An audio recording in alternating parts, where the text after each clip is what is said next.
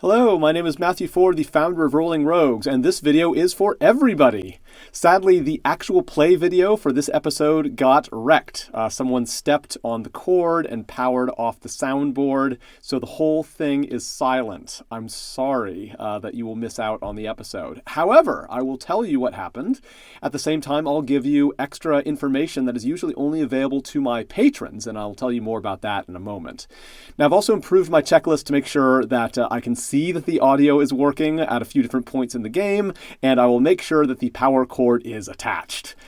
So of all the episodes to miss out on, this is actually the least disappointing because it was nearly all talking. There was no combat on a map. There was not a lot of in-character dialogue. This was a session of investigation and world building, so it was nearly all description. It was brainstorming and a few very important die rolls. So my account here can capture what was essential, and it'll just have to do. Sorry once again. Now, those of you who are patrons at the Rolling Rogues page on patreon.com, you will be familiar with this format, even though everybody is seeing it. The rest of you can get a taste of that offer here. Now, in this video series for my patrons, I comment on what I think was the player's view of the Rolling Rogues game that we played, and that's to give you a bit more fun and color. So in this video, I talk about a campaign called Courage and Chaos. This is where I invite absolute beginners to play Dungeons & Dragons to teach them how to play from the basics up. This is just to give them a great first impression and give them a really solid foundation. So this video looks back on the Trial Party's Episode 5 Investigations. Now, if you haven't seen that yet, of course you can't. This is the actual play substitute. Normally, you'd be able to look at the actual play video, and then this would be an accompanying video. But in any case, you can see links below videos to go to other videos like that. Now, Courage and Chaos is a big woolly sandbox. It's full of connections and mysteries. They're all uncovered a little bit at a time, and that intrigues players. So this video will highlight bits of that lore. It'll remind you of things that were previously revealed and help you stitch together and keep an eye out for more bits. So what I do is I look through the log that I kept as the play happened. Luckily, I kept a good log this time. I didn't just rely on the recording, which is silent, but I had to write things down as they went. So again, this was probably the least disappointing one to miss out on. As you see my eyes glancing up there, I'm going to look at the log. Now, I have one other video, which I do show you the log that I had because it has all these notes that all have mechanical stuff. That's for the DM's point of view. That's for gold patrons and platinum patrons on patreon.com. And that really talks more about how I as a DM and you as a DM would improve on this material based on how the episode went. So the first thing is to focus on the episode itself, so I relate what happened, and then I'll do an analysis of that, and you'll see the materials that I used. You might have already seen the DM's plan video. This is the video that I made beforehand, before the episode was actually played at the table, where I talked about what I wanted to have happen in this, and I made some really important discoveries, and actually it's led to quite a big change in the format here, or just kind of moving some things around and apportioning the investigation in a different way. So you can look at that video, the reflection video as it's called, DM's reflection, to talk more about that. But here I'm just going to get to the lore and get to all the cool stuff that the players did. So one thing I want to note is there's a video called the pre-play video. This is all the stuff that players do beforehand. That did manage to get recorded because that was before the soundboard got cut off. And if you're a platinum subscriber, you can have access to that. I usually post that a few days after I post these. So you'll see some stuff that got discovered during that pre-play video, and I advise you take a look at that. Okay, so when we introduced all the different characters, this is the going around and zooming in on each character. As it is, actually, let me look something up. Right, so we had at the session Sarieth, the High Elf Wizard. He was scared very much after the battle. You know, this big battle with the demons, with Jop afterwards. He was terrified. Shudian was a human fighter level 2. He was determined to figure out more. He's very curious about what was happening with the demons themselves. Smaragd was in a very cleric sort of point of view. You know, she was activated by the fight against evil that these demons that just left, you know, wondering maybe what the demons are doing up on the surface and curious about that. Elam was knocked out. Elam was unconscious by the end of the battle, and as she woke up, she said she was very disappointed that she had missed out. Elam has got a really fun personality where she's very eager, very keen, sort of up for anything, looking around very eagerly and wishing that she had been awake for the end of the battle. So she wanted to hear all about that. And Vol, he being a human fighter level 2, sorry, Elam Elam is a human fighter level 2. And Vol, being a human fighter level 2, was we're all thinking about the tactics of that battle and what to do next. So there's a little bit there. They did a long rest, so they bedded down. They decided, of all the places they could stay, they decided to stay in Jop-Jop's lair. That has all the cushions and the hookah pipes and all the drawings, the schematic drawings, a lot of crazy clothes thrown everywhere. They felt quite safe there because they were on the other side of that silver keyhole that almost nobody could go through. But also it was a real party room. They talked a bit about, as they rested, about the drugs they took and about the singing they were doing, the jokes they were telling was really fun. So that party room was revived yet again. Now Jop-Jop, of course, is captive. She's alive, but sulking quite a bit. And we'll see what happens with her captor, because that's something that they might decide to what they're going to do with her. That comes up here in this particular session. So when they bedded down, they thought a little bit about how to make it safe, and they went through the long rest without any incident. So there's always a chance of a wandering monster coming by and attacking in the middle of the night. To their relief, they did not have that problem. Fogrim, so he was the one who licked one of the mushrooms in the mushroom cave, and he had some very interesting dreams as a result of that, where he's wandering around in a land that had very verdant trees, all these plant species that he didn't understand. The landmarks were vaguely familiar, but it was the sort of a sunset scene or sunrise scene. The sun was on the horizon, and though he wandered around for hours, the sun never changed position. It never rose or fell. It was always hanging on the horizon. As he wandered around these different exotic plants and things, he realized that he was getting lost. He tried to backtrack, so he would move north a little bit, see something, turn around and try to go back to where he came from, but he ended up in a totally different place he'd never been before. It seems like no matter what direction he moved, he always ended up in new places, and he's starting to panic a little bit in this dream, realizing that there's no way he could even get back. He remembered, however, that there was a portal of some sort, like there's a big hole in the air that would lead back to where he came from. He remembered that he had come through some sort of portal into this area, and now he's trying to find it. But the landmarks were getting less and less familiar as he went. So that was a dream that he had that may give a lead to something else. This is not a trivial thing. This dream is not just a drug trip. This actually does give a clue to a part of the world that they actually can choose to explore later on as they think about Epic 2, as they wrap up what happens here, and then they might look for something new and even bigger scale to do. This is a very viable thing to pursue. This is the kind of thing where players might say, like, hey, whatever that thing is that I saw when I licked that mushroom, let's all go back and maybe lick those mushrooms again and get more clues as to how to get there, because that was a really interesting land, and now we feel like we want to explore it. That will be their option as they go. Elam was told that the mushroom that she picked in that cave was now brown and withered. It didn't seem to be able to survive outside of that cave. This itself has an in-world explanation, which they are very free to check out because they might find some interesting stuff if they investigate that more. They also were asked for the first time, because this long rest now with the actual sleep, we talked about what happened the previous day. All of them that were wearing Chaos Shards, the glowing Chaos Shard around their neck, these are the things they got from Dak Dak, the kobold. They brought it to the Mushroom Cave. They activated all those memories in the Mushroom Cave, as you might recall from last episode, which you can watch, and it made their shard glow. So their shard was glowing a particular color with an emotion. So when they woke up, I, as the DM, asked them, so everybody who was wearing their shard openly yesterday was actually on their chest and outside their clothes and visible to everybody else, but also it was able to see as well. Like, they always got the sense that this thing had some sort of consciousness, and it liked being there over its chest and liked being able to see the world as they themselves, the wearers, saw the world, and there's some sort of emotional connection. Well, they felt that a few times. I asked them, well, what did you ever feel that strong emotional connection? So did you feel that same emotions at any time during the day while you were wearing that? And this is that some of them told some stories about feeling, that fear, that anger, that pride, those things that they designated before. Some of them talked about that, and those who could identify some things where the emotion matched, their shard was a little bit brighter. Their shard was glowing even brighter than it was when they left the cave. So now they're getting the idea that, as Dak Dak said, oh, you have the special power to ripen the shards. thinking of emotions, experiencing emotions, will make it glow more. And the more it glows, the more powerful it is, and the more money you can sell it for. The steel deals he talked about is just trade. You can sell it for a lot more money because it's more powerful. So those people, they had ambiguous feelings about this, where, well, it's great that's getting more powerful, but what is this power? This is one reason why they want to investigate things, because they don't really know what the chaos shards do and why glowing is important, or whether this is a good or a bad thing. So maybe that prompted the choices they made later on to try to investigate more about these shards. So that's something that is on their agenda now.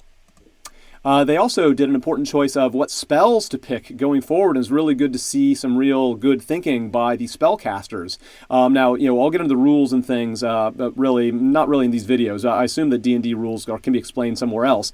And maybe in the DM reflection stuff and the plan stuff, I'll talk more about rules. I'll talk more just about the entertainment and content value here in these videos in the actual play. But they pick which spells. Those clerics and wizards and paladins, they have to decide when they wake up which spells are they going to be ready to cast later that day. They have to pick a limited number of those. They don't have access to all of them. It's really how they commune with their god, or the spell book that they read through, or just the magical sort of feelings that they sort of summon up in themselves will change the spells that are available to them. And there was a good discussion that they had with themselves and to others, trying to debate on what to do going up ahead.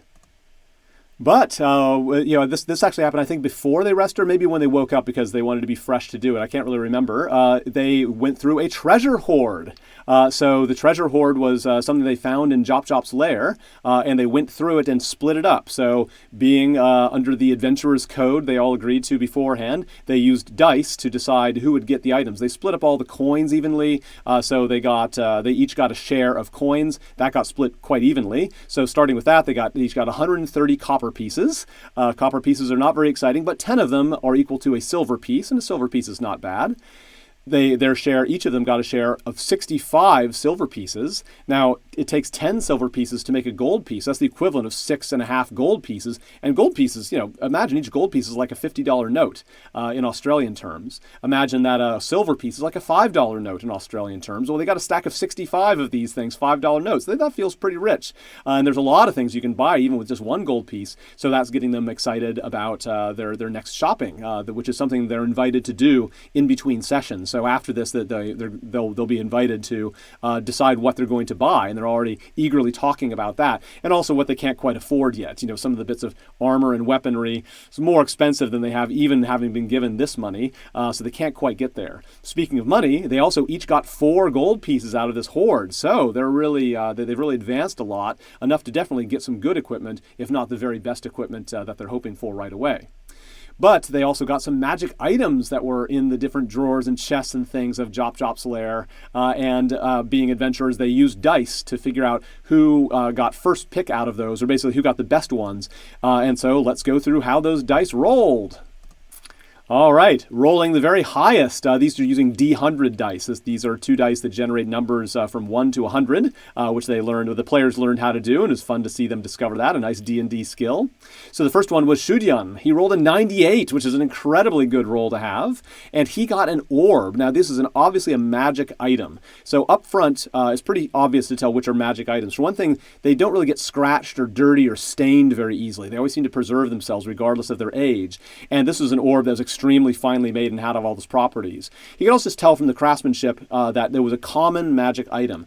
The amazing thing is that any common magic item like this can usually be sold for 100 gold pieces. Now, of course, if you do the math, that's equivalent to thousands of dollars, and so not just anybody's going to buy it. It's usually pretty hard to sell even common magic items. You have to be in a big city for people to have that kind of money. I mean, like I said, if a gold piece is like a $50 note, well, yeah, that's imagine 100 times that. That would be 500.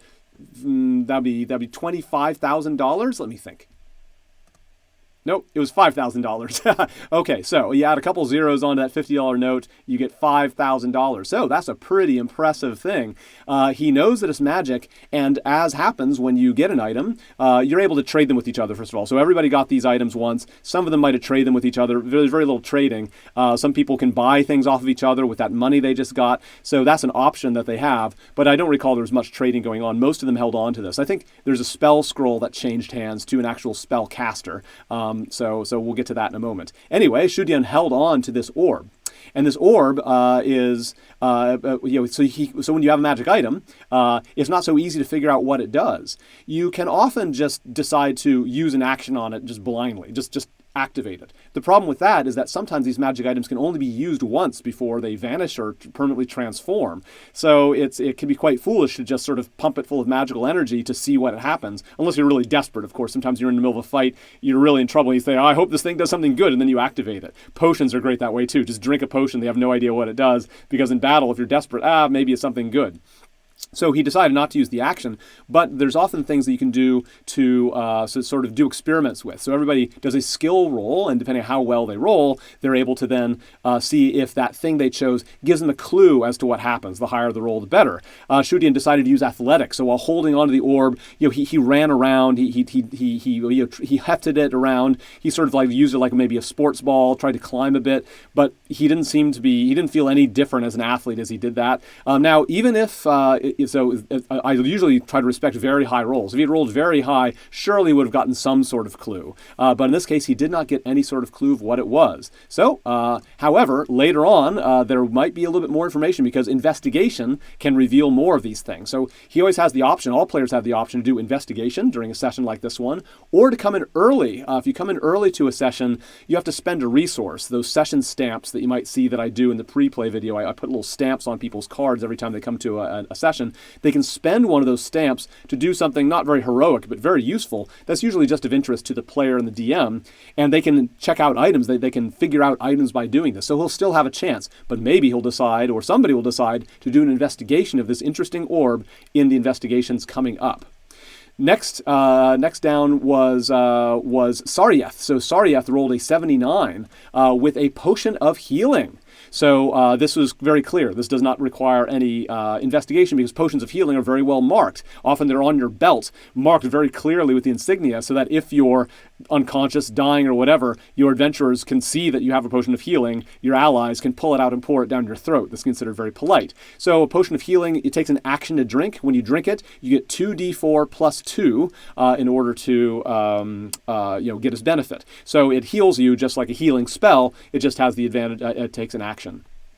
This thing can also be sold for 50 gold pieces, and this is something that people find remarkable. It's like, oh, it's only a healing, like a minor healing spell, like a regular-sized healing spell. Well, clerics can cast those a few times a day. 50 gold pieces, well, does that mean that clerics can make that much money?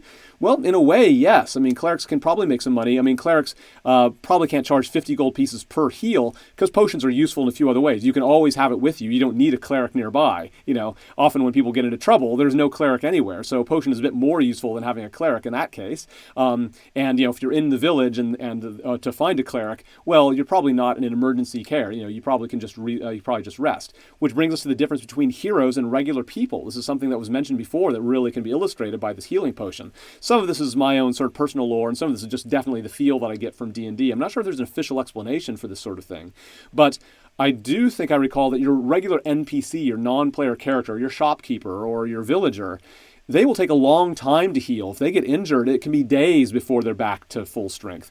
Heroes can get all of their hit points back with one long rest. Even better, they can do short rest. They can just rest for an hour and gain quite a few hit points.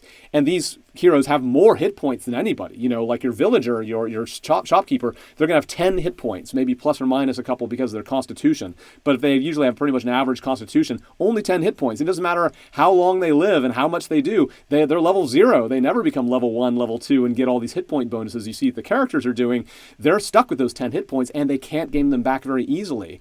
Also, I like to have the lore that you as heroes, minor ailments don't bother you, like minor infections, minor viruses, minor whatever sort of problems that you might have. You just sort of naturally resist, or at least you're never sick for more than a day with those. I always like to think that potions of healing also can really cure that sprain that's been bothering you for months and months. Can cure that nagging cold that's threatening you, maybe even threatening your life. So that's why I also think that people will be willing to pay 50 gold pieces for a potion of healing. It can save you days of suffering. And of course, the potion of healing, a villager, they don't really get death saving throws the way adventurers do. Some of them have a little bit of gumption, and given the DM's call and maybe to serve the story, someone who goes to a villager who goes to 0 hit points might have a chance to have 1 death saving throw. But again, that could be that's literally the difference between life and death. So if someone can give someone a healing potion when a wolf attacks, you want to have that in the cupboard. That could save the life of a loved one, that healing potion. So this is all to say that healing potions being worth 50 gold pieces makes sense when you think about all that. Elam with a 64 got the next most valuable thing, which is a spell scroll. This was told that these spell scrolls are very unusual. They're in this like ivory-like tube, tightly capped, and there's a picture on the scroll. I don't know if I described this to them, so even the players might be interested to this. That there's like a cartoon etching drawn on the end of the caps. All spell scrolls are like this, so you know what kind it is. It's a drawing of a cat, like a line drawing of a cat, that's sort of sitting up there and looking at you. And then overlaying it is another drawing of a cat, another line drawing of a cat that's lying on its side with little X's for eyes. And the 2 cats are overlapping. The end of the scroll is sealed up tight. When you open the scroll, something fantastic happens. This is very much a house rule. This is something I explain in my plan video, why I do it this way. But just from the player's point of view, it's this wonderful thing that when you pull out that spell scroll, it always contains a spell that is from your class list, if you're a spellcaster, of course. So if you're a cleric, it's always a cleric spell. If you're a paladin, it's always a paladin spell. And that's very useful because your average spell scrolls that don't have this special seal is very often you find a random spell scroll and it doesn't belong to your list. You're a cleric, you find a paladin spell scroll, you really can't do anything with it. You can't even transcribe it. You have to basically sell it to a paladin. And I guess that could be very satisfying because these things also can be sold for 50 gold pieces. Wow, again. But this is something I'll explain in a moment. Back to what the spell is. So it's always going to be a spell on your spell list. This is why a warrior or a rogue should never open up one of these things because it'll always be a blank piece of paper. There's nothing on their spell list, so it'd be wasted.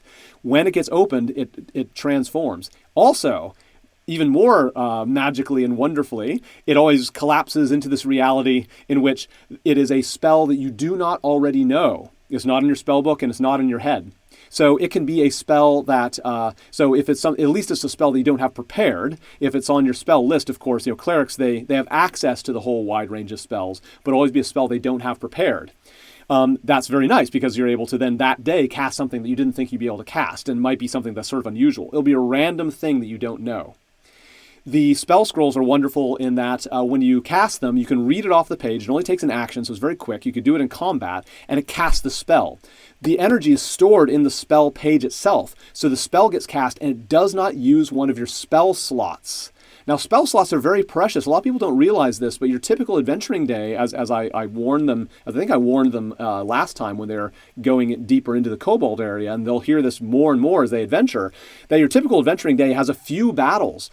Right now, even at level 1, you could probably expect to fight 2 or 3 battles and have to do that because the world is a dangerous place. It's going to keep moving. If you just do one fight at 9 in the morning and then say, okay, I'm done. I've fired off all my spells. I'm going to sleep. Well, the world is going to move on. You as adventurers are often going to find yourself very highly motivated to not sleep, to go on and keep going for a few more adventures, a few more encounters, that is. And each of those will drain you of spell slots, drain you of hit dice. And so by the end of the adventuring day, you really want to take a rest because you're down on hit dice, down on hit points, and down on spell slots. So to have something that you can cast instead of a spell slot, that can definitely be worth 50 gold pieces because that can make the big difference between a battle that you're going to lose and a battle you're going to win. And a lost battle can mean death. It could mean a huge twist in the plot.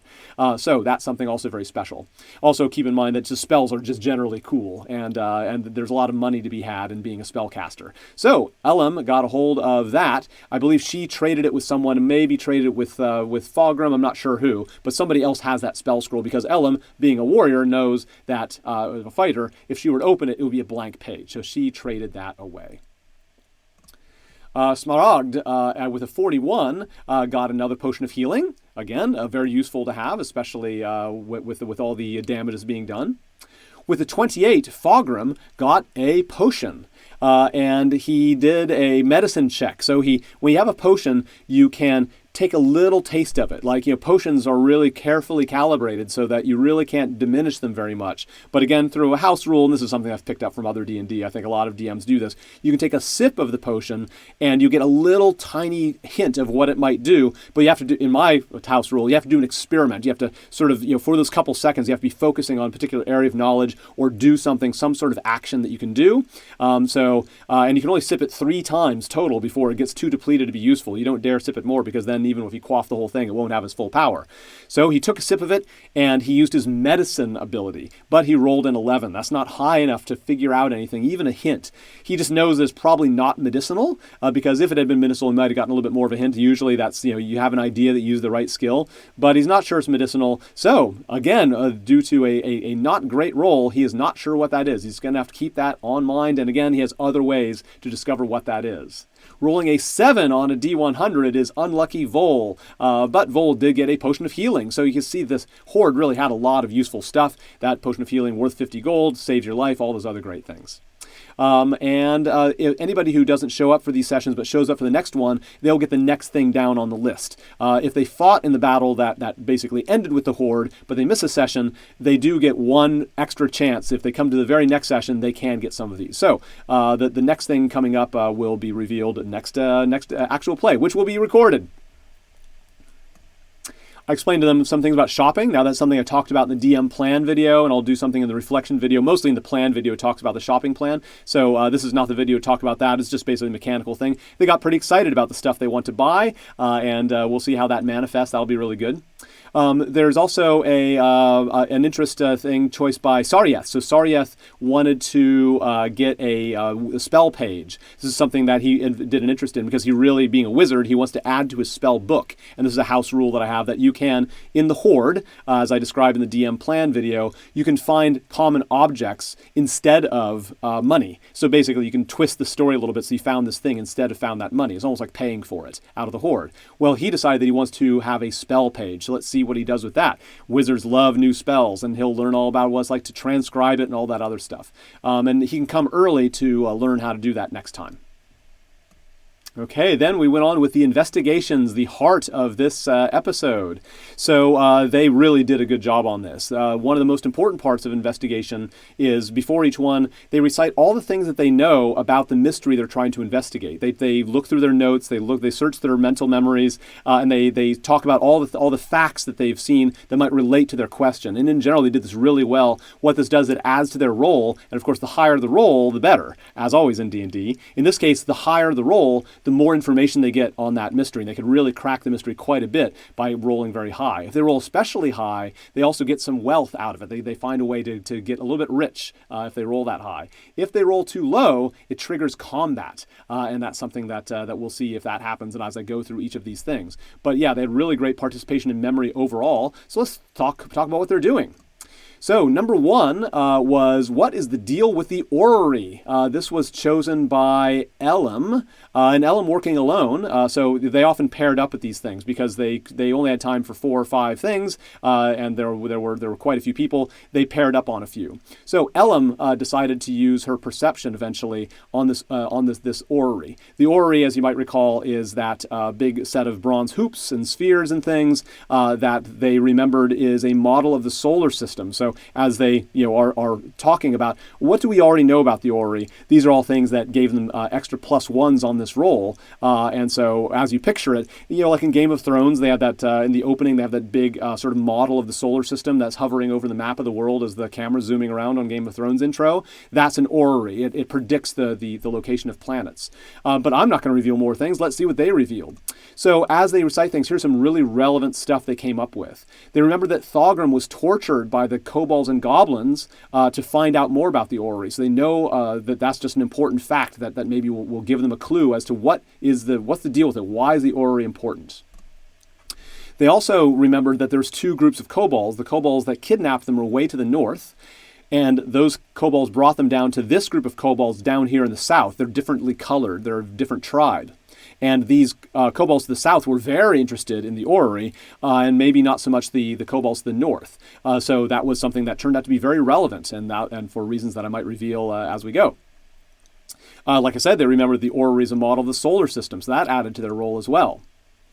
They also knew that they knew that the goblins and kobolds tortured Thogrim to do it, but also they remember talking to Thogrim, and Thogrim was willing to be tortured rather than give up the secret of it because she feared so much what her boss would do. Very high stakes. Now, I believe in this session, in the pre-play video, there also was some investigation that might have happened where Thogrim, we found out more about Thogrim's boss, but I really can't remember based on, you have to look at the video to see that. Also might be mixing it up with the Tuesday group, who's also very interested in Thogrim. So, but that was relevant. That gave them the plus on the investigation as well, because they knew that this was extremely well-guarded information for Thogrim to put up with torture. There's a few things that were cited that were true, but not really relevant. They weren't enough to add to the roll, but I did still acknowledge those. This thing was on the carriage as was coming up and over the hill, and it spilled out during that road ambush. They realized it had been in the luggage of the carriage there. True, but not necessarily super relevant for this, or not relevant enough to give them a plus. That it's made of bronze. That is interesting, and definitely keep an eye out for things that are made of bronze. There is a commonality among things that are made of bronze in this world, so I'll give you the hint through this video that that's a great thing to keep track of. It's just not relevant to figuring out what the orrery really is, what the material is. And they suppose things. So when they're doing, they can also kind of chuck out a hypothesis. They think like, oh, this orrery, maybe this is a value of the dragon to the dragon, because now we know the kobolds are really into worshiping dragons. They really want to please the dragon. Maybe the reason they're so interested in the orrery is the dragon wants this orrery. This dragon is interested in it. So they propose that as a hypothesis. The good thing about doing that is that I can basically tell them if their hypothesis is true or not. In that case, it's just not relevant. It's only a value to the dragon very indirectly. So I revealed the dragon wouldn't care about the orrery. It's not shiny enough for a dragon to like as a treasure. However, the dragon really wants treasure, and the kobolds are very excited about the monetary value they can get out of this orrery. And as they roll, we'll see if they discover enough to know what's the meaning of that monetary value. So those are all the things they added up that were true, some of which added to this roll. They also suppose another hypothesis, which turned out to be untrue. They think, oh, maybe this thing can open a portal to another world. Like those portals that are being ripped open by Jop, that the demons were coming out of, maybe this can open those portals. I was able to tell them, no, that is not true. This orrery cannot do that. But that itself is worth mentioning because now they can rule that out as a hypothesis. So that's a good part of investigation as well. So Elam rolled using perception. So, perception using one's senses to notice very fine details. Also, a lot of them decided they have the option to get an advantage on this roll if they find something to sacrifice, like a spell that they use. If they sacrifice like a level 1 spell, those are hard to come by. That can juice things up enough to give them advantage on this roll. But also, giving up items is a way to do it. Well, they want to find out about the orrery, and so they decided they all pooled together those kobold manacles, those manacles that they use, at least the ones that were left over. Some people gave up their manacles. One set of those manacles is binding Jop, by the way, so they put the manacles on Jop, so they can't give that up. These are the manacles, by the way, they got when they were put into the jail. So the jail themselves at the first episode. So they pooled back. They figured, these kobolds, put them on us. They might want them back. So they did that. And I decided, okay, that's collectively enough of a sacrifice to give advantage on this, to bribe it, because that's fairly clever to guess that the kobolds would want their manacles back. So with that plus and rolling 2 dice, what was the result? Roll a natural 20. Elam rolled a natural 20 with one of those 2 dice. So that's great. This is great in a couple ways. One is she'll get a real, very good insight into everything about the orrery. Also, she gets some wealth. At the time, as the DM, I wasn't ready to figure out what the wealth was. I usually like to think about something a bit more creative to give. So you'll have to find out in this next episode what was the wealth benefit that she gets. And sometimes this wealth benefit, only happens over time. Like it's something that I just say, oh, you will get wealth. It's just that it doesn't happen right now. So we'll see in the next episode how that pans out. This was a really nice choice, and the orrery is a very important discovery. And here are some important things that I revealed.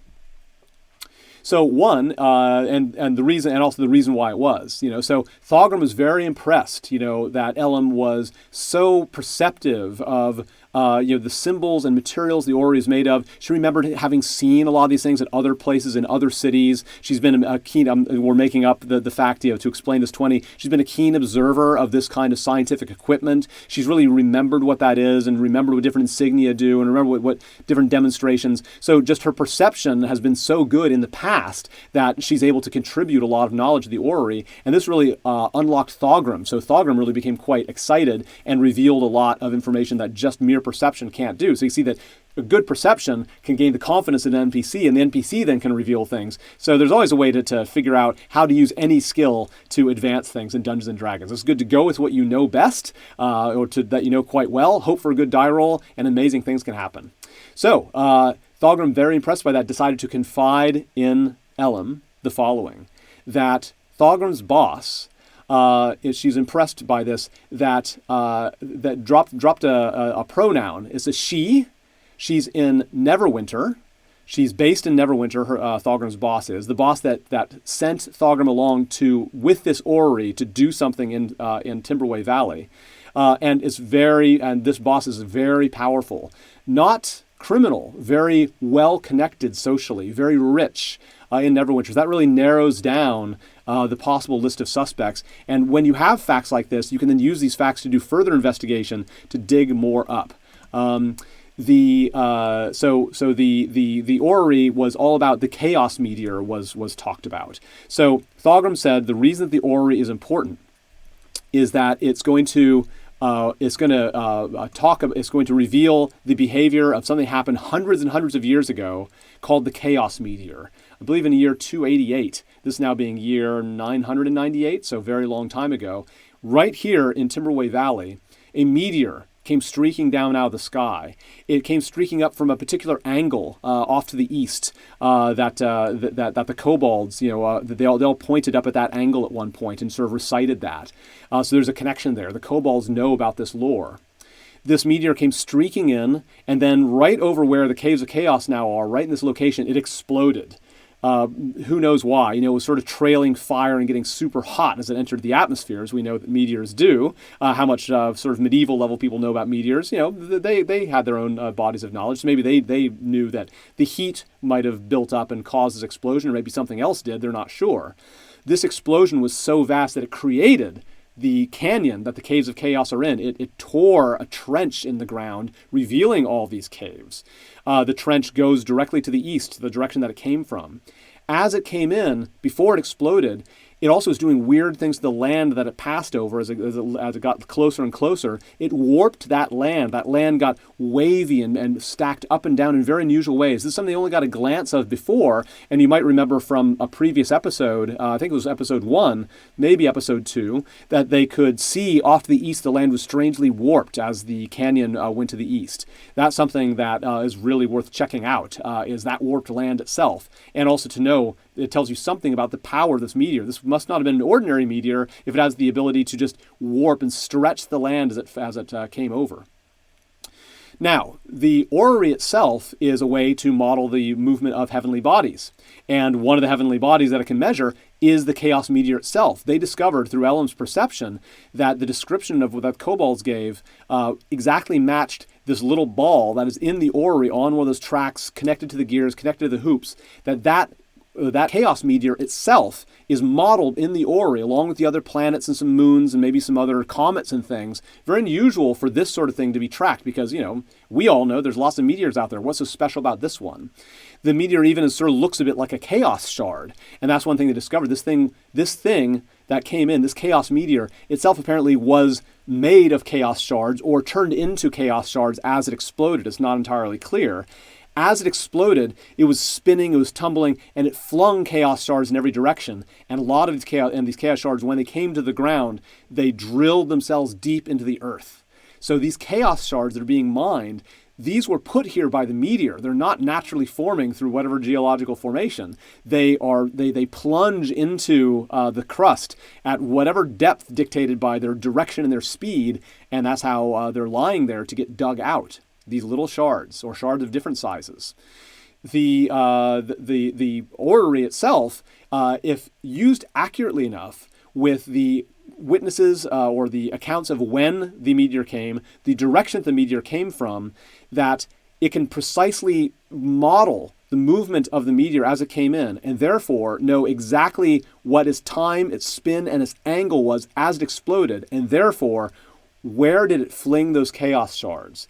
The orrery is a way to calculate where the chaos meteor flung those shards as it exploded. If you know where the biggest concentrations of shards were flung because of the output of the orrery as a calculation device, now you know where to dig a mine to get chaos shards.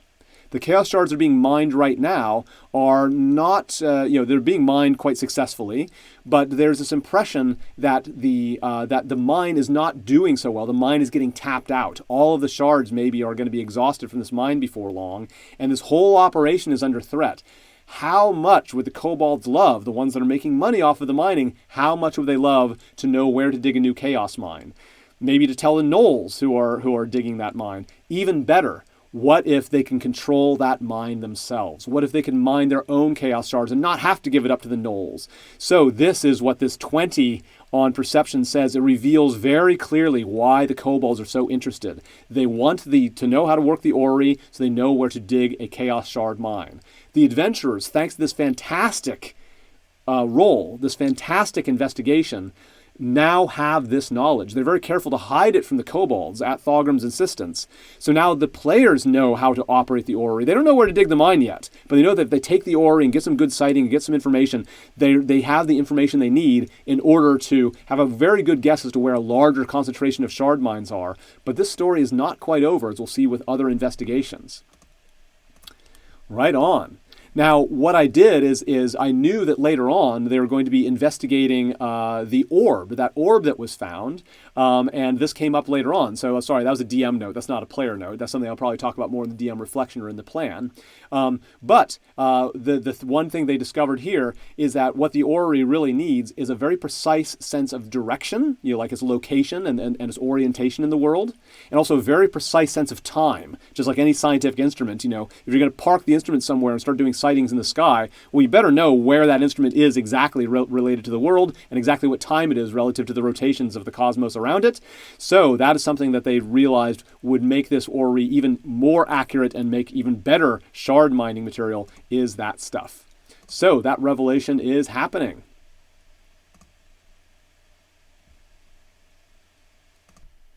Okay, so what do we move on to the next thing? So instead of investigations, you can actually do things. So as I described, and you would have seen if the video had been intact, that one of the options, instead of figuring out answers to mysteries, you can change the world in some way. You can do something like this, which is to identify the orb. Now, they wanted to do this on their own stick. I didn't lead them at all, but identifying the orb was very much very good for the story here because this was the next thing they did, was identifying the orb. They had no idea that this orb itself would have this intersection of the story. It's just the way that I, as the DM, I suggested they did it next after this, because I, as the DM, knew that if only they would roll well enough, they would be able to get some information that's very interesting based on what they just saw.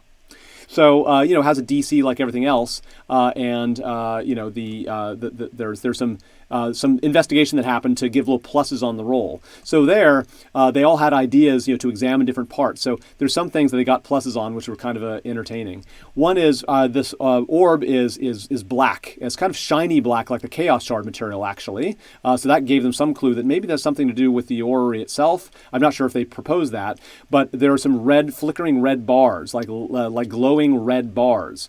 So they decided, these red bars themselves, are the red bars in any sort of pattern? And I revealed, because when they rolled very well, I said, yes, these things are in a pattern. These red bars, they're all in a grid. They're all at right angles to each other. And if they all light up in a particular pattern, they look like, you realize they look like numbers. They look like sort of, Arabic numerals. They look like, the digits 1 through 9. They're very boxy, and they're sort of hard to read. Like the 8 is just like sort of like two boxes on top of each other, and it takes a little bit of creativity to think, is that really an 8? 7 is just like a right-angled stick. But if they sort of look at it through these medieval eyes, I guess these red bars sort of form numbers. And when they activate later on, these numbers change, and they change over time. A couple other things they looked at was the Jop bench. They said that the Jop bench, is there any clue about what this thing's used by looking through Jop stuff? And that's true. There is a part, sort of like a hemisphere, that is the exact same diameter as the sphere, the orb itself. And the bottom of this hemisphere has a screw fitting that exactly fits. It's been freshly milled. It looks like it would exactly fit into the orrery in a particular spot. They did this roll. So they guessed that it might combine with the orrery. Well, that was true. The clincher was Saryeth. Saryeth used Arcana to roll, had a +4 on top of his usual Arcana bonus because of all the good ideas that people had about things to check out, like the materials and the red bars and all that other stuff. His total was a 28, which is way over the minimum needed to start getting answers. He did so well that he figured it out very thoroughly. This thing does connect to the orrery. It can be fit into that hemisphere. It can be screwed in. It can be pumped with some magical energy. He was the first one to do this. That maybe, Jop, who's captive, walked in and she's like, "Oh man, I didn't know oh wow, it's like magic powers. I don't know much of a spellcaster. I didn't try this or that. I was trying like different emotions and stuff to try to give it like different emotions to work. It wasn't really working. It's like, oh wow, magic power. So she actually has been sort of watching some of this. It turns out she's quite canny. So she's slowly discovering some things that the heroes are discovering. That's something that might come up later on, of course. But that roll was so high that he figured how to connect it. And he knows that this thing is called an orb of time. It is an orb that when you activate it, those red bars all light up in a particular pattern and they form numbers. Those numbers are one potential way to designate what time of day is it? I can only imagine in a medieval world, they don't really, I'm sure they have clocks, like clocks with dials and things like that. So sort of like the numbers that are on the dial of a clock, this is all in like these glowing red bars assemble into these digits, and every second, as a matter of fact, every second it gets updated with a new number, and these numbers are sequential. So they've discovered something that they realized eventually is a lot like the kind of alarm clock that I had as a child, as a Generation X. There's these black, glossy alarm clocks that have the red bars in them that would sort of light up at night, sort of keep you awake if you're staring at it. It's like one of those things you have insomnia. You remember what these things look like, and those chunky red bars that designate the time. I remember that very well. They end up getting that joke. So this orb of time is going to be very important. It's going to really make this orrery much more accurate and therefore much better able to dig a chaos shard mine. So the group was getting very excited about the possibility of doing that. Also, it was so good that once it was screwed together and the magic was thrumming through the orrery so much that the bottom of the orrery, a little drawer popped open, and Saryeth found a big spool of gold wire. This is wire that can be used to repair, obviously, the orrery because the orrery has gold wire connecting its most delicate parts. This spool of gold wire is pretty substantial. It's worth 2 gold pieces, and this is an example of the kind of wealth that got discovered because he rolled so well. I was able to do that one right there on the spot. So good job, Saryeth. Next up was Smaragd. She was very interested in these holes in space that Jop was ripping open. This is where the various powers the demons came out of, and those black rocks. These are the black rocks that actually seem to be behind the attacks that were happening. So this is connected to the black rocks that were coming out of the machines in the machine room. Those black rocks would suddenly turn into different materials like fire or acid or powder, and they turned into this sort of glow that matched the emotion of the shard that Jop conceived of or consumed.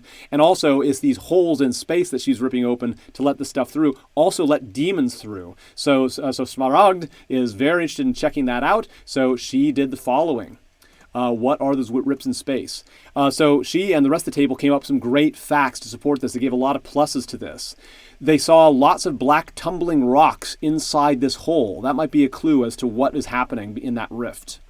They know that Jop put the Chaos Shard into the visor, put the visor on her head, and that seemed to be an activation of some sort, that she ripped open these shards after she did that thing with the silver visor. So that's a guess that turns out to be very relevant, how the Chaos Shard and the visor are related to these holes in space. They guessed maybe this is a dimension void, maybe this is interdimensional in some way. That was very relevant, it turned out. they said these blobs came out, and the blobs that came out of these holes were the demons. So this is this space they're looking into, they're trying to figure out, is a place inhabited by demons. That's very relevant. And they remembered the thing that I just described. They remembered that the rocks turned into things like the acid and the fire. A couple things they cited which were true, but they just weren't relevant enough because we already had 5 relevant things. That Jop ripped it open. It wasn't clear how she did that. And even though that's a significant event, it doesn't say much about what is the thing that she's ripping open to. It's also true that that little neck, that little bot that she had, it got filled with energy that came out of that rift. She poured that emotional energy into that rift, and it did come from that, but that wasn't quite relevant. It does relevant and true, but not very relevant.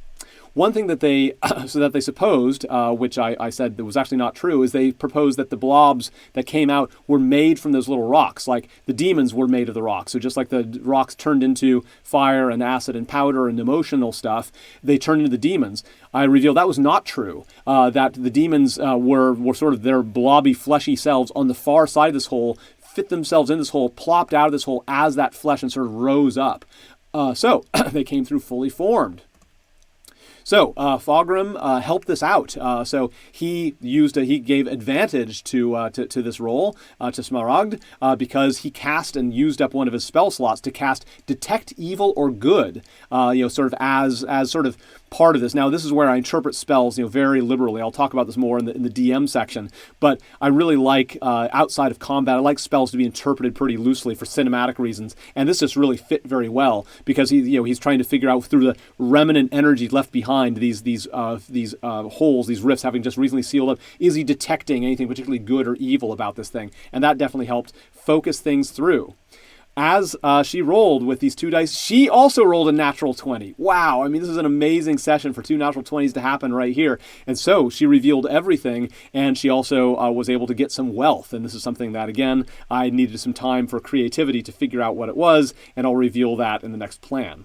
But she got all the answers necessary as to what is happening.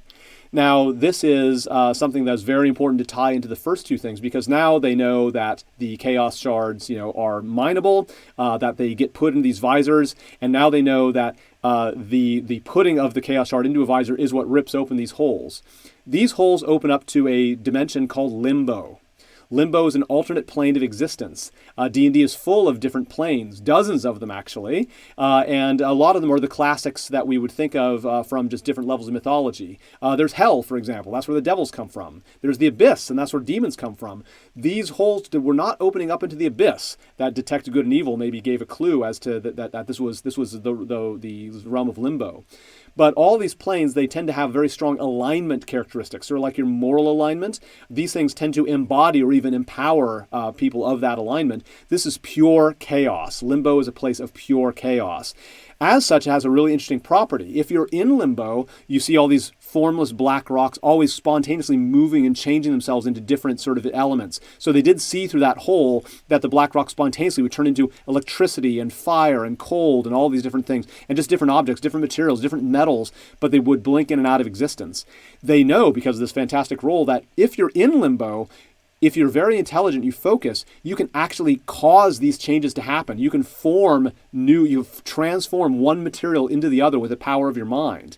And that has to do with, so that explains what, as these black rocks come out, they're temporarily forming into these other elements, which is very unusual because usually when you take something out of Limbo, it always dissolves again. The contents of one plane often can't exist on another plane. In Limbo, that very much is true. You can't make a bunch of gold in Limbo and take it in the material plane. That would ruin the economy. It would have happened a long time ago. Gold is still rare in the material plane, so it makes sense. It's not easy to open up a plane to Limbo, by the way. Opening up any sort of interdimensional plane is very advanced stuff. So that's a little scary just to have that much power, where just an ordinary person like Jop can take what seemed like an ordinary thing, a ripe Chaos Shard, expensive, rare, sought after, but not super extraordinary, put it into this ordinary looking visor that they've seen at least 3 of these visors in the world, so they can't be all that rare, and open up a hole to another dimension. That's pretty significant. Limbo itself being chaos, well, you don't know what you're going to get, and things can come out of Limbo. So the problem with Limbo is that your creatures, they live there and are able to inhabit it. Well, these demons came through those holes. Okay, every time that the hole was open to Limbo, there's always a demon there ready to come through. And they realize, thanks to this fantastic role and all this knowledge they have, that this is not coincidental. Even though, sure, demons are probably in limbo, but it's not like demons love limbo. Yeah, demons are agents of chaos, but they also are the enemies of everyone. And there's a lot of good creatures that exist in limbo as well. So it's not like the place is packed to the gills with demons. Demons are in the abyss. They like to come into the material plane where they can really eat and cause all kinds of trouble and spawn all kinds of evil, chaotic evil nastiness. But in limbo, yeah, they're there, but they're not so numerous that every time a hole gets open in limbo, a demon just happens to fall through it. Every single time it got opened. They can only conclude that the demons know that these holes are going to be opened. These demons are ready for these holes to be opened. And the moment that these holes are opened, a demon is able to fit through. Even worse. Worse than what? Demons. Demons entering the world is extremely bad. It's very difficult. Like, it takes a very high-level spell to summon just one demon into the material plane. It causes all kinds of trouble. These demons that came up due to Jop opening these rifts after using the shard and the silver visor, they killed some of the demons, but some of them they decided to let go rather than risk their lives too entirely. So some of those demons are running around. Yeah, these are sort of child-sized farting blob demons, which do some damage to their claws, but the holes were rather small. These demons are able to fit through those small holes.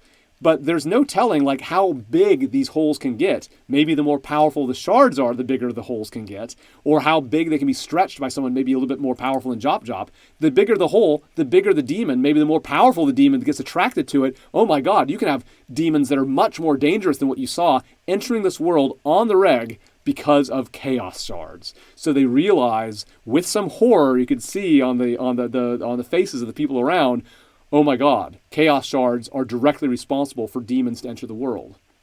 Even worse news, they realize that this is an inevitable byproduct. These chaos shards, when they open these rifts, so it's not just the color of the shard that does that. Any chaos shard probably could do this. And they know that chaos shards are being mined left and right. They know that visors are being produced left and right. And they know that these people, like Jop and these other people, they seem to crave having these experiences. They love putting chaos shards into visors because it gives them some sort of trip, gives them some sort of power, gives them some sort of joy, some sort of addictive appeal. And who knows how much of this is actually happening in the world, and it's because of chaos shards. This gives them the most significant clue yet that chaos shards are bad. Chaos shards have this effect on the world, and therefore the mining of chaos shards, is there any good that can come of it? They can, if they get in the wrong hands, we can see what happens. And there are a lot of those hands that do that. So they're now sure that any kind of ripe shard can make these holes for demons, and more powerful shards will let more powerful ones through. This really dropped the penny on their realization of why it's so important to try to shut down this operation. If this is a chaos shard mine operation the kobolds are doing, and if Ziggy is collecting and selling all these chaos shards as whatever operation he's running, this is something that really needs to be stopped for reasons even more important than the goblins being motivated to raid the villages. Next was Fogram and Vol. Now, even before they found this out, they decided they wanted to restrain Jop better. They hadn't really done anything. They were just basically standing around her as she was defeated. They kind of wrestled her, but you can't keep her that way forever. So they had already decided beforehand to work together on figuring out a way to make sure that she can't escape. Well, now they're super motivated, knowing that she has this knowledge and she has this desire for chaos shards to create more demons. So they took an action. Again, instead of an investigation, they doubled up and took this action. As quite simple. They did what they could to restrain her. So they debated quite a bit about what to do. They debated about, is she dangerous without that visor? Like, how important is it to do everything possible to restrain her? If she doesn't have the visor, we have her visor now. Maybe she's not dangerous. But they concluded, well, maybe there's other ways to get these visors. After all, BB had one. Can she make a new one? She seems to be very smart, and she has a machine shop. So even if you take it away, can she make a new one? Well, that does make her sound sort of dangerous. Well, maybe she won't get glowing shards. Maybe it seems fairly rare. But again, they thought we were told that it's very rare to make glowing shards. But the silver crack, can only be navigated by some of the silver shards. Obviously, people have been coming and going, so it can't be all that rare for glowing shards to be around. So that doesn't seem to be very encouraging. So they debated, what do you do to keep her down? They said, well, let's feed her lots of drugs. They thought, well, why don't we use these manacles? These manacles that we had in the jail cell. We have manacles left over. Let's go ahead and use those. Maybe we can motivate her. She desires shards. Maybe she'll want to hang around with us and do what we say because we can promise and maybe lie to her, maybe truthfully tell her we will give her more shards if she sticks with us. So maybe she's motivated to not escape. They debated all of these things. But what they really came down to was just using their skills to make sure that she was locked up good and tight, and they decided to take her with them, not leave her here. They figured if they leave her here, she has allies, she might be able to convince kobolds, bribe them, other adventurers, other bad factors could let her free. They just don't trust her being out of their sight, so they now have Jop Jop as a follower. Out of the rolls that they did, Fogrum rolled higher of the two, and so Fogrum is the official captor of Jop Jop in her manacles, and also they did all the other things. I think the who else did Vol it did try to promise her or lie to her, I can't remember which, about, oh yeah, we'll give you shards. I think that was used as a way to kind of placate her as well. So I weighed up the combination of all those things, and I, as the DM, did a secret roll. So I do this when I don't want the players to know how well they did, because this is something that's not knowable. When you have someone locked up, you don't know how hard it is to untie that knot or to undo this lock. You just know that you've clicked it together, you've inspected it, you've maybe reinforced it somehow, and you've done your best to make it hard to escape from. So I did secret rolls on behalf of the two of them. This was, I think, basically an intelligence check, because it was a mechanism. So I rolled on behalf of them with intelligence, with a couple pluses, based on what they knew, and I recorded that information. I have those things written down here, and that will dictate what happens, how easy it is for Jop Jop to escape. So what do you think? Are these discussions that you want to have online? We love when people have discussions. We really love people discussing things in person. But, if you're not in Brisbane, I understand if maybe you'd use Discord to talk about these things as well. So let's hear what you think about this as you're watching these come out. So we have one more thing to do, and that is to figure out Havilar. So try to figure out, what's the deal with Havilar? Why is she here? What is she good for? Things like that. So, this was, there's a couple different things to do with Havilar. So there's a couple choices, sub-choices. One was simply use Havilar. Don't try to cure her, and don't even try to find out what she is. She's a Chaos Shard detector. Well, if we want Chaos Shards, especially if we want them because we want to get rich, or if we want to keep them out of the hands of other people, we can just lead her around in this mech, like on a chain or something, to make sure that she can't run away, and she's going to know where all the Chaos Shards are, wherever they're hidden, or maybe we can take her into and maybe do some mining with her if we can just repair that machine well enough. That was one thing they considered but decided not to. They could have just decided to try to cure her, try to figure out, let's just try to calm her down. Let's really try to change her mind. Let's make her be able to focus. Let's just try to ease her mind somewhat, do whatever kind of, magical, some sort of magical interventions or medicine interventions to see what works to get her to calm down. But they decided to do the third option, which is just to investigate, to try to figure out why she is this way, because that maybe will lead to a better solution later on. Let's figure out what the affliction is before we try to figure out how to cure it, which I think is very smart. So the main thing was persuasion. So they tried to use persuasion to get her to be lucid enough to talk about her background and what happened. Shudian got a 25 on this. Another great roll. Beat this by 5, or beat the DC high enough so that he was able to get the full story. So all those things. But I didn't reveal what went into that. So what boosted that up to 25 were the following facts. They remembered that she was put into the mech by the kobolds. Yes, that was true. So she's captive in the kobold's machine. They remembered that she hated Siday's family, that she identified the insignia on Siday and hated that family. That could be relevant as well. That she is crazy for shards is something that they remembered. She can see them apparently through solid objects, and she wants them very badly. Very good. Here's some things that are true, but just aren't relevant enough to give a bonus to the roll. That she's a black acid dragonborn. So she's a dragon. All dragons, a dragonborn, inherit from one of the dragons, chromatic or metallic, and they have many different colors of dragons, many different kinds of metal. This is a black dragon, and they've heard them referred to as black acid dragons. The kobolds to call them black acid dragons. So she is a black dragonborn. That is true. It's not necessarily relevant to why she is crazy for shards. That this may be related to Tiamat somehow. Well, it's true that Dragonborn can worship Tiamat, just like anybody can, and maybe Dragonborn might be more likely to, or maybe more Dragonborn do that because the Tiamat being a deity of all dragons, and many Dragonborn are very interested in their dragon heritage and want to act like dragons, and that's what many dragons do, but not relevant here, but true. they propose that maybe this is connected to the demons, that's demonic possession, or something about the demons is making her able to see these shards. I revealed that is not true, that this madness that she has, this craving that she has, is not related to anything demonic, which itself can be pretty good. So again, Shudian did a very good role and was able to reveal some things. So some things were revealed by the DM in doing so. Okay. So one is that she came from a town called Dimgate. Dimgate is a city to the south. It's sort of on the south coast, and you could get there. It's here sort of at the end of Timberway Valley off to the south. Dimgate, by the way, is something that if these players talk to other players of Courage and Chaos in past years, they'll definitely find out more about Dimgate. I really encourage players, in person only, to talk to each other about their various Courage and Chaos experiences, because there's all kinds of stuff that gets revealed at these sort of pub meetups that I do, and this is no exception. This is something that's really fun. So let's see if they gather anything about Dimgate at these things and hear stories from those other players. But in any case, Dimgate is a very sophisticated city with a lot of political power struggles, a lot of clans struggling for political power.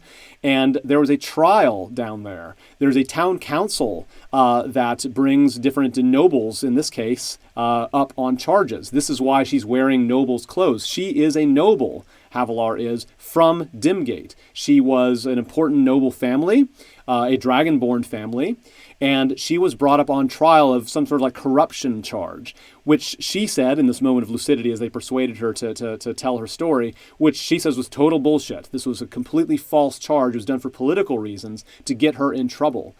The ones accusing her of this were Siday's clan. So Siday's Dragonborn clan also exists in Dimgate and is the one that fingered her and was on the opposite side of this trial. So that explains the hatred that happened.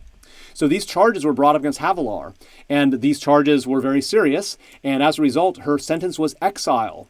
Well, this is what she dreaded. Many nobles at this council is very harsh, but has learned to not kill people for great crimes of corruption or to throw them in jail. If you kill them, they'll tend to fight rather than die because they have nothing to lose, so that results in a lot of bloodshed. They tend not to throw them in jail here in Dimgate because they can get broken out by their powerful friends, so they get exiled somewhere very far away. But in order to stop them from fighting for dear life, they're promised that they get to live a normal life of nobles. They can take all their stuff with them. They can live a life of luxury with whatever wealth they want to bring. It just has to be far away. They're not allowed to go to Dimgate. Classic exile behavior.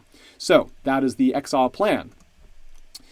Havilar reveals that when you're exiled, you're brought up in this big, there's some sort of giant flying bird that takes you in a big cage, and you get taken up above Dimgate and get flown to the north.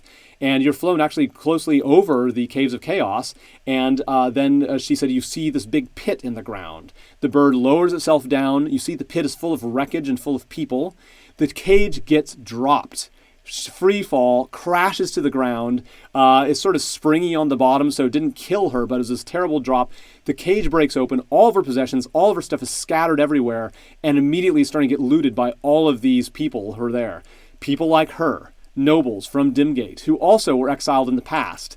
Crazy, feral, poor, desperate, all down in this pit that they can't escape from, tear into all the stuff that she had, and she found herself basically in a kind of shanty town. This is made from the wreckage of all the various stuff that's been dropped in there, with dozens and dozens of nobles and their families that were exiled here in tatters. But it's even worse. Not only are they here desperate and they can't escape, they have captors. The gnolls, these dog-headed humanoids, are all ringing around there and ready to stab anybody who tries to escape, if that were possible.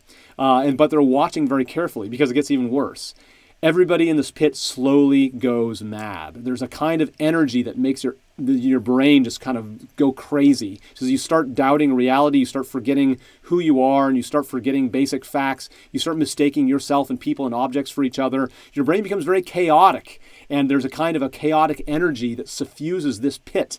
And especially as you cross over from one side of the pit to the other, right in the middle, there's sort of like beam-like area, this sort of north-south beam that is especially strong. Sometimes you have to cross it because something you need is on the other side, but every time you pass through, it really hits you hard, and this energy is everywhere. You can't escape it. As you stay in this pit, you get crazier and crazier. Eventually, She says you think about chaos shards, you think about chaos, and you gain the ability to see chaos shards. You can see them through the walls, you can see them through the rock, and you become obsessed with it. You start scrabbling away at the edges of the pit, at the rock. You start scrabbling with your fingers and claws and whatever you can, because you can see the shard, you can see the shard. You don't really have the tools to do, we start digging away. Once somebody starts doing that, a net is fired from above. The gnolls have this gun-like thing that fires this giant net, wraps you up, and they pull you up and out of the pit, screaming about shards, able to see the shards, mad for shards. The gnolls pull you up, just like they did to Havilar. They strap you into this giant metal machine, this giant mech, just like Havilar strapped into, and they start leading you down to the Caves of Chaos, to the kobolds, to this machine shop. And you're brought here to be trained, it all makes sense now, to be the best possible mining machine. A mining machine with someone in the center who can see chaos shards, driven crazy in this pit, exploited by the gnolls, enslaved by the gnolls and the kobolds, to be able to operate these mining machines to seek out chaos shards. So more pieces of the puzzle have come together with this discovery. That chaos energy is in the pit right nearby, and this is something they could check out. This is something that might be a bit over the horizon, a bit high for their pay grade because of the ferocity of these gnolls. They probably shouldn't go there right away. But once they figure out how to disrupt this shard mining operation, they might want to rescue those people. Maybe they want to use those people for their own mining operation. We don't know if we've got good characters or evil characters that are going to discover this information, but this is essential information that they could exploit by going. This is what I mean by knowledge is power. That as you discover things, you discover new areas and new things that you can harness in different ways. And this is a big one. So there you have it, 5 investigations and actions by our group of players. They did some really amazing choices. They really put together a lot of interesting information to do this, and now they're very excited about all the various things they're doing. One of the things that they're excited and scared about is they know how bad chaos shards are. At the very same time, they now have the ability to mine chaos shards, and they know how important this orrery is. And even though they have knowledge about the orrery, it's not exclusive. Who else can figure out how to use this orrery? Who in the party may flip and decide to make a lot of money? Who may get captured from this party and tortured, as Thogran was? Will they have the ability to hold on to this information? Or will the kobolds, will Ziggy find this out? What are they going to do with this knowledge? Can they use it to stop the mine's operation entirely, or to amp it up and harness it for other ends? Is there anything else they can use chaos shards for? How do you keep them out of the hands of the people that make demons? This has really enriched the story and the motivation. I'm very excited to see what happens next. And I'm very excited to keep doing videos like this one. So we will have actual play videos. As you can see, this one, luckily I was able to relate a lot of things. I had good notes and pretty much all the important stuff you're able to get from me. I'm not nearly as exciting as having the players do it and having those die rolls happen in real time. So again, I apologize. I'll make sure that doesn't happen again. But at least you've got the information. And those of you who aren't patrons on patreon.com, now you know a good reason to support us. You probably should want to support us anyway because we're a non-profit organization. We're all volunteer. And your donations that come to us through Patreon, they help us teach Dungeons and Dragons to more absolute beginners in more places. All of our events are free. These donations are always optional. As we get closer to profitability, which we're very far away from, we give away books and materials and dice to people who can't afford them. I've done that even though even though we're in negative profit, I still have done some of that. I'm really looking forward to getting more patrons to accelerate that. And these materials are available to all patrons. So the gold level patrons, you're able to get these materials and use them yourself. So if you upgrade to the gold tier, if you go to patreon.com, for even $1 a month, you'll see videos just like this one, where I talk about what the players did. So you can see the actual play. That's always free. Then you can watch this video called The Player's View, where I sort of dish out on my opinions of what the players did, but also I connect up the lore, as you can see that I did there. Of course, the lore gets revealed by the players, but I start drawing dotted lines amongst different bits of lore that can really help put together. Players in the past have really enjoyed watching these videos because if they're really into lore, I don't reveal new stuff. There's no spoilers in these videos, but it helps them know what to look out for and realize connections that maybe they didn't realize before. So, if you're a silver patron for even $1 a month, you get videos like this for every single episode. If you go to the gold tier, then you're able to support us even more. You're supporting our operation, but you get a new set of videos from the DM's point of view. This is how I plan each episode. You get to see the actual log that I use and what my plans are for it. And then you get to see a video how I reflect back on how it went each time and how I improve it next time. You get materials you get access to these materials to use yourself. This is an open source material system where you can teach Dungeons and Dragons to absolute beginners with these materials, with my guidance through these videos, and even personal guidance. If you contact me, I would love to help you teach D&D to more people. To do that, you can send me messages. So send me messages for any reason. I love hearing from you. I don't read random comments on the internet, but anybody who donates, I consider very carefully. I read every single comment. I really think about it. I'll integrate it. I'll use that feedback. I've pretty much replied so far. I'm replying to everything that's come in. So thank you very much. And you can contact me through email. You can talk to me through, Patreon. There's ways to contact me there. On Discord, all kinds of things there. And I love doing these videos. I'm going to keep doing these videos for every actual play videos we go. I love doing it, and I'll see you again soon. Bye-bye.